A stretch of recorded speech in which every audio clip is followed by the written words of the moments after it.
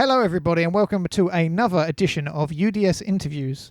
This is a very, very simple concept where we get cool people, cooler than us, and we ask them questions.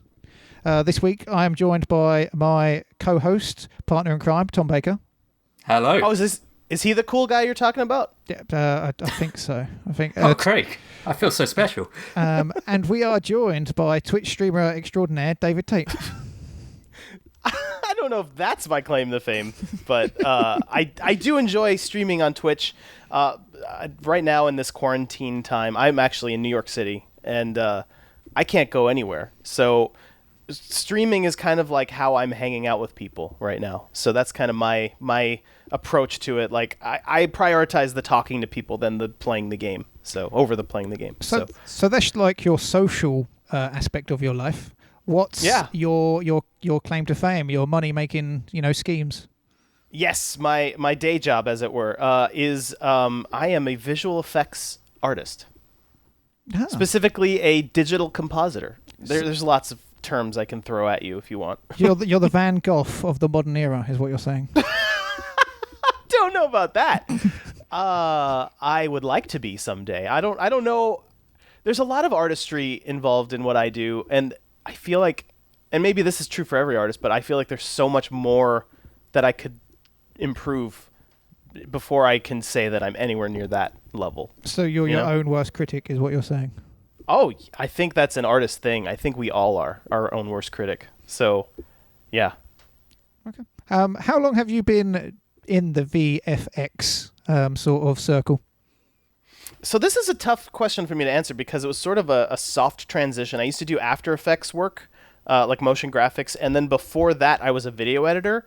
And those two things don't quite count as visual effects, but I kind of softly transitioned from like motion graphics to visual effects. So I would say probably around 2014 I started that transition from motion graphics to visual effects. So I guess about 6 years now. It kind of happened fast. Like I was expecting it to take longer for me to get to really cool stuff, but like within my first year, I was like working on Jessica Jones on Netflix, and like that was huge. That was like a big deal. And then like it got crazier from there. Like I worked on Westworld season 1, and actually won an Emmy in my like second year of working in the industry, and it wasn't my Emmy. I contributed toward the visual effects Emmy, so my name's not on it. You can only have like 4 names on it, but I do have like a plaque from it's not the Academy. Emmy is I don't remember which one the Emmy is, but the Oscars is the Academy. I got a plaque from the people that do the Emmys, like signed by the president of the Emmys, saying like for your work on Westworld season 1. So yeah. It's been a wild ride, like right off the bat, and it just keeps getting cooler. So, were you never tempted to get a Sharpie and write your name on the actual trophy, just to, I did hold it in my hands at one point, and I was kind of tempted to like or lick it because if you lick something, yes. it's yours. Absolutely. So it's the law of the jungle. That's exactly right. It got me in trouble so many times in my life. So I'm a bit of a dum-dum, David. Okay, sure. You say motion graphics to visual effects. Like, what do you do in motion graphics, and then what do you do in visual effects, and how do they differ? Yeah. So motion graphics it's more like you take text or like graphical elements and like animate them. Like an example is like TV show intros. They always have like the text come up in a cool, fancy way. That's motion graphics. So things that don't involve actual footage most of the time. Sometimes they integrate motion graphics into footage, but it never is trying to look real. It's trying to like emphasize a product name or text on a screen. Like in Fight Club, when he's ordering stuff from the catalog. Oh no, I guess they don't have text. There's a part in Fight Club where there's like text that comes up on the screen. It's just a random example. Like that is motion graphics. Anytime text or graphics are involved. And then visual effects strives for realism. So like it can be something as seemingly minimal as removing wires from like a stunt scene, or taking away a green screen and putting in what's supposed to be back there. I do a lot of that now. Or like adding in an explosion and making sure all the lighting. So I don't make the explosion in that case, but I take the render of the explosion and I take the footage that the explosion's supposed to be in. I put them together, and then I have to like make sure there's like interactive lighting on things and make sure that shadows are where they should be. So for me, I'm like the last job before they do the color grading. So I'm one of the last artists to touch a shot before it goes like in the movie. So it's just like final touches, removing crew members that shouldn't be there, making sure the grain on the stuff we added matches the grain in the actual like footage that they shot. Stuff crazy, weird, very specific detail stuff, you know. So if you were working Did I explain it? So I was going to ask, if you were working on Game of Thrones season 8, you would have been the one in charge of removing the coffee cup on the table that they left in. Yes, that is an example of I see what a lot of people consider. So here's the funny thing. That's kind of like an entry-level VFX stuff, like painting stuff out tends to be like, you know, the new artists get the paint out shots. But those are some of the hardest things you can do. Like if, say you have that coffee cup and someone like goes behind it with their arm, you know, and like they need to keep their arm. You can't just remove their arm too. So you have to like take a picture of like take a freeze frame of their arm and like track it onto where their arm was and like put it back behind the cup. It's so hard, but they're like, but none of the senior artists want to do that, so they give it to like the junior artists. So it's like a harsh introduction to the business. Very Sounds meticulous. Oh, I hate paint work so much, but I've done so much of it by now, you know. Thankfully, I'm moving on from that realm. I would say I'm more of a mid to senior level artist at this point, so I get cool like CG integration. And right now I'm working on a show called Nosferatu, but it's not spelled like you would think. I think it's a sci-fi. No, it's an AMC series, and it's spelled N, the number 0, S, the number 4, the letter A, the number 2, and that's his license plate. It's very strange. It stars Zachary Quinto, though. It's coming out really soon. They just released a trailer for it. A couple of my shots are in the trailer, so that's cool. But it's like he's like a vampire that like has to take children to this like magical Christmas land to feed on them. It's very weird and dark, but also has like a weird Tim Burton-y kind of vibe to it. I haven't seen the actual show, but I don't know. The Christmas land stuff that we're working on looks really cool. So I'm doing like fun like integration, like putting like these giant wooden blocks in the background that are not real. They're like CG. Some of them are real, but I'm like taking real ones and putting fake ones near it, and they have to look the same. And like there's like giant roller coasters in the background, and those aren't real. And like it's a fun, weird, artistic.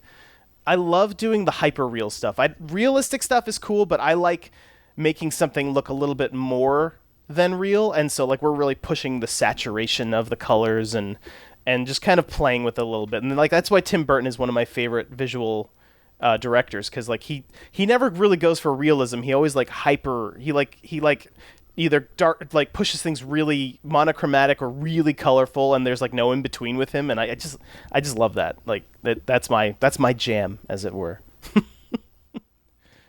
What is the your favorite thing you've worked on yourself, contributed to? That's a tough one. I would think of things released right now. I had a lot of fun on the there's a Hulu show about the Wu-Tang Clan. I can't remember what it's called. I'm going to Google that right now. This is the part of the show where I Google things. Is Wu-Tang, an American Saga. What were you going to say, Craig? I'm sorry. I was going to say, what did you do for it? Oh, so there's the scene in the very first episode where it's like a flashback of one of the characters, and he like goes into this barn and sees like a lot of fireflies. And I had to there were no fireflies in the scene, and I had to take like this little render that our CG guys gave us of this like firefly just kind of rotating around and blinking. No, it wasn't even blinking. I had to make it blink. And I got, so one little firefly, I had to turn it into like, I don't know how many there ended up being by the end. It was like hundreds of fireflies. Like I started out with like a realistic number, and they just kept saying more fireflies, more fireflies. And so it just, by the end, it was just a barn full of fireflies. And it was fun. It was fun figuring out how to do that, because normally that would be like a CG thing to like simulate a bunch of fireflies, and then I would just integrate them. But I actually got to figure out how to make all the particles do stuff in my compositing software, which is kind of like unusual. Like usually I don't get to do all of that creation stuff. So it was just a very like creative, I got to put my own personal touch on it kind of endeavor. But also I'm really loving working on Nosferatu right now too. It's just, like I said, like the visual kind of hyper realism is my I love it. So. It's interesting. More fireflies is what I used to type in the early 2000s message boards when they cancelled Joss Whedon's TV show. So it all comes back around. It's funny. I used to request more fireflies by Owl City when I used to listen to the radio. I do not have a witty fireflies reference. So I'm sorry. So the firefly scene. Yes. How long was it, and how long did it take you to do? Oh my goodness. Okay, so the scene, I watched it when it came out, and it's like 30 seconds long. But I worked on it for months, probably either a month and a half or 2 months. Yeah. Wow. Yeah, and it's mostly the back and forth. Like I didn't only work on that shot, like because I had other shots to do, but. Like I would make a version of that shot, send it to the client, and then the client is usually the production people, like the people who shot it, and like the director and the editor and the colorist. They're the client. So I would work on the shot, and then my producer would send it to the client. They would take days, and then they would look at it, and then they would give us feedback. And it's kind of like a long. Since we don't work in the same place, it's like kind of a long process. So they try to distribute work to the artist, so they have shots from this sequence and then shots from this episode, and they have shots all over the place, so that the hope is that the notes are kind of coming in a circle, not just like sitting around for days waiting and then okay, now we've got notes. You know what I mean? So that's usually how it works. I remember on your podcast, SBF VGS, you once said you've just, because obviously you work in a building with other compositors, and you've just walked past the screen and you're like, oh, that ruined for me now then. Yep. What's been released that you can talk about has been ruined for you through your job that you were like really interested in? I would say the biggest one, so we were all working on Westworld, and we didn't really know how big it was going to be. Like, you never know. Like, you get these shows and you're like, oh, this looks kind of cool, and then lo and behold, it becomes something huge. Like The Greatest Showman was like that. We were all working on that. None of us had any idea that it was even going to be massively released. Like, we knew like Hugh Jackman was in it, cool, but like we just didn't know, and it became like a phenomenon. At least in the United States, it did. I don't know if it went worldwide, but yes, it was really big in UK, really big. Oh, okay. So, and that happened with Westworld too. Like, we were like, what is Westworld? I remember Michael Crichton wrote and directed like an old movie. Is this related to that? Like, and like, so I worked on some shots where like people got shot, and I was like adding sparks because I was told they're robots, and they're like, no, they bleed. I'm like, what? That's weird. So, very strange. But so I had like lots of spoilers of like who's a robot in season 1 and who's real, and that was like a big deal. Like, I just knew all this stuff, and I knew like, so I worked a lot on the scene at the, I don't know if you've watched it, but at the end of the first season's last episode, so they like, the episode happens, they go to credits, and then all of a sudden there's something after the credits, which I don't think they've ever done since then. Maybe they have, but it was just a surprise, but I knew it was coming because I worked on that scene. So yeah, it's like, but I don't really care. Like, I work around them. I work around spoilers all the time, so I just know, and it's fine. and I actually don't avoid, like, when I was watching Game of Thrones, I never worked on Game of Thrones, but when I was watching it, sometimes I would kind of like wait a little while and let spoilers kind of happen to me, because I was so worried. I was so anxious all the time of who was going to die. And sometimes knowing that kind of helps you prepare. I don't know. I'm a little bit weird. I know. It feels like a weight off your shoulders when you feel like, finally, this lack of knowledge will no longer control me. I can just go my life without having to either worry about having stuff spoiled or whatever. Yeah. Yeah. I feel like people are creating more anxiety for themselves than they should be with this whole, like, spoiler averse culture. It's still possible to enjoy things when you know what's going to happen. At least I think so. Like, I love seeing movies a second time, and I know everything that's going to happen at that point. So yeah, I don't know. I understand, and I will respect someone's wishes that doesn't want something spoiled, but I don't really care as much. Just, live your life. Be happy. Yeah. Live your life, be happy. It's okay to like things. It's okay to like things that people hate. Yeah. I kind of enjoyed watching Rise of Skywalker, even though I know it's not the best Star Wars movie ever made. I still enjoyed watching it. It was kind of fun to look at all the fun flashing colors and lights. And that's the same with the prequels. I like watching them too. Not everyone loves those, so. It will be interesting to see what happens with Star Wars in the future, at the very least. Just keep making The Mandalorian and we'll be good, Agreed. Did you work on Westworld season 2 or 3? No, Okay. I wish. The studio that I worked on that show at kind of closed their New York studio, so only the LA folks get to work on it now. Well, I really like Westworld, specifically season 1, and it's been downhill ever since, so I think we know You're who welcome. to blame. I agree, although season 3 has been pretty fun so far. Yeah, it's been very different to Cowboys in season 1. Yeah, no cowboys. Yeah, no Cowboys. Well, spoilers, I guess, but Cowboys confirmed. David Tate. no, I'm just saying I haven't seen a single cowboy yet. That's all I'm saying. Okay. But as a co-host of the Super Best Friends Video Game Sleepover podcast, have you ever been tempted to put an SBF VGS logo at some point, just minute somewhere in the background of either a TV show or a movie, just to say, that's my logo? I wish I could. The closest I've gotten to that is I worked on Ocean's 8, which was like the all-women reboot of Ocean's 11, and I got to put my name... Well, here's the thing. We were specifically allowed to do this, but I got to put my name on one of the what is it called when it's like a wall full of dead people, like sarcophagus, or... She goes to like a mausoleum, and like there's a bunch of like dead names...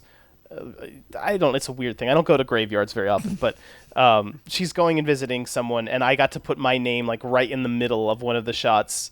But we were allowed to, because the thing is, everything we do to a shot, they literally have a node where they can look at the original thing that was shot and then look at what you've changed and only see the things you've changed. Wow. So they'll find it immediately if I try to sneak anything in. So that's the sad truth of it. I can't. I'm glad to hear that it has crossed your mind, though, because that is exactly what I would do. I want to put myself in shots. I want to do all kinds of fun stuff that I can't, because they'll see it immediately. So there are some wrestlers that always keep a record of every match they've ever like wrestled in. Do you keep a book or just a tally of every show or everything that you've done, everything you've worked on? I'm really bad at that. I've forgotten things I've worked on now, and then like I'll just get like a random memory, or it'll be on TV and I'll be like, oh wait, oh yeah, I worked on this. So no, it's not. This seems really familiar to me for some reason. Wait, why is my name in Ocean's 8?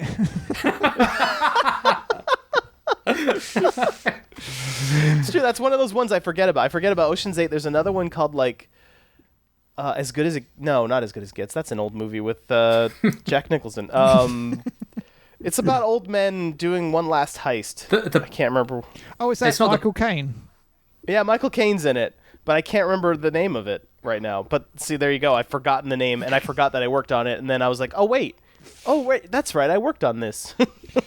Do you have anything on your bucket list that you want to work on?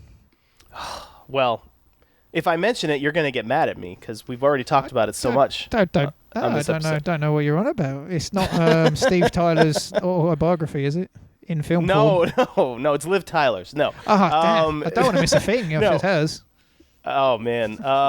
So Star Wars. I would love to work on Star Wars. I also have like aspirations for what to do after visual effects because typically people don't do visual effects until old age unless they're like a big like supervisor, like head of studio kind of deal. Like there's a lot of older guys at ILM, but they've been around since visual effects was brand new. So like I don't know a lot of people in my age range that do this job. So like I have to be aspirational and still kind of hustle and see if maybe I want to take these skills that I've gotten and transition them into something that older people do. Because it is kind of a grueling job and you need to have perfect eyes and you need to, you need to be able, your wrists have to be like not prone to like getting worn out, because like I'm just using my wrist all day long.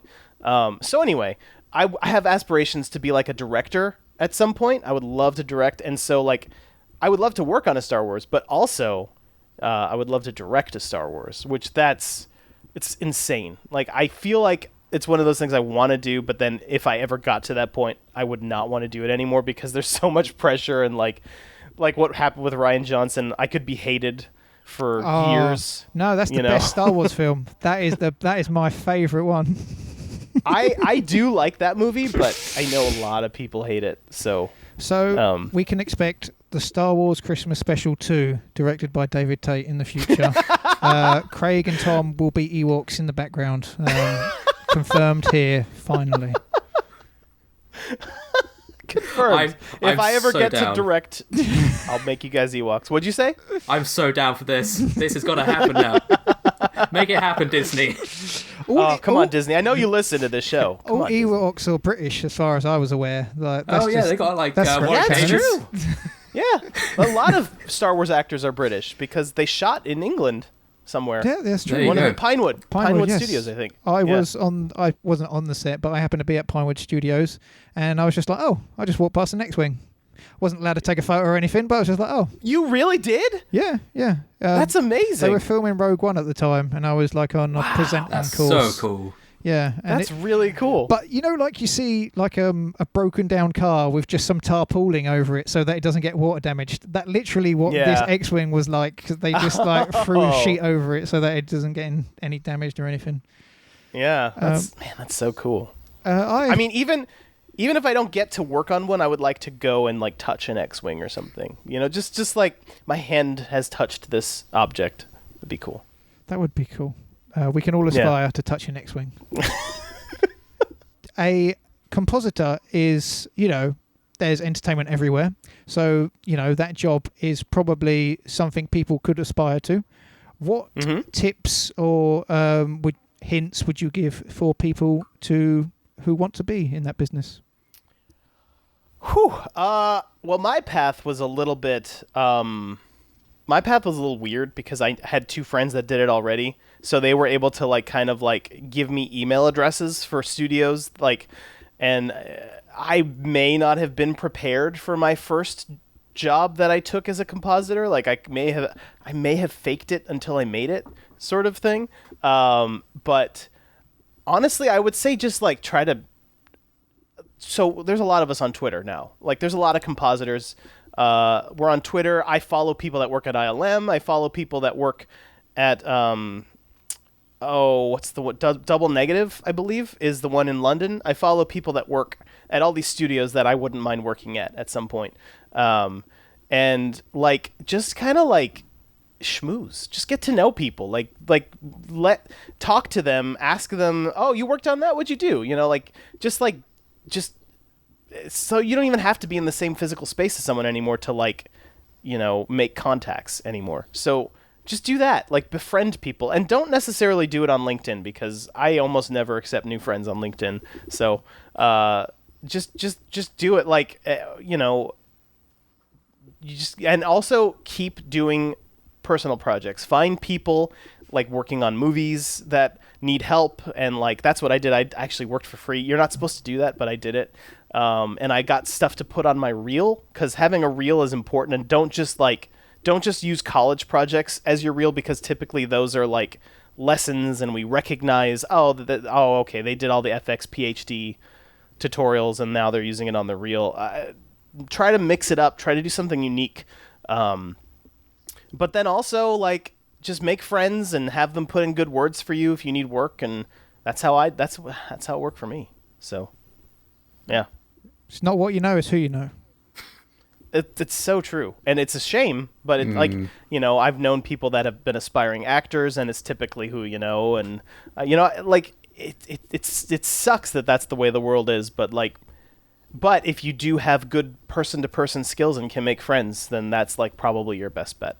So, and if you don't have good person-to-person skills, that's something you can learn, because I was incredibly socially awkward when I was in my late teens, early 20s. So there is hope. And now you're putting your name on plaques in films. There you go. That's right. Yeah. That's right. That's called personal growth. Yeah. Never stop growing. That's it. Well, the one question we end every interview with is, we are Upside Down Shark. Don't ask me why. It's just the name we picked, and it's stuck. So we're way too in deep to change it now. With that in mind, David Tate, what would be your favourite shark? And it could be real, it could be fictional, it could be something from a movie, or it could be something from nature. But what would be your favourite shark? Okay, I can answer this question in two different ways. My favorite real shark is a hammerhead shark, of course. They are just insane. They look ridiculous, so I love them. And then my favorite fictional shark is Bruce from Finding Nemo. So good there pick. You go. Solid pick. Am I allowed to do two? I may have just broken the rules there. Absolutely. There are no rules here, except have a good time. And also, like the Outback, no rules, just right. That, at least in America, at the Outback Steakhouse, the fake Australian restaurant that's actually American, their tagline is "No rules, just right." So there you go. I've got my new ringtone. I really want to try Outback Steakhouse now. I've never been to one. I hear there's no rules there. Just right. If you ever go to an Outback, get their bloomin' onion. It's amazing. Oh, isn't that just like a deep fried onion? Mm-hmm. Okay. And it's just like blossoming, like imagine my fingers are onion rings, and it's sounds delicious. good. That sounds good. Yeah. Don't say you don't learn anything on this show. Thank you for listening to our interview with David J. Tate. You've been a pleasure. Oh, thank you. I love your shows. I've never been on this show, but I've been on other shows of yours, and it's always a good time. So thanks for having me. I'll come to New York and have a blooming onion with you one day. Yeah. Deal. Deal. Let me know if you're ever here. We'll meet up for sure. Oh, that sounds like a date. Oh.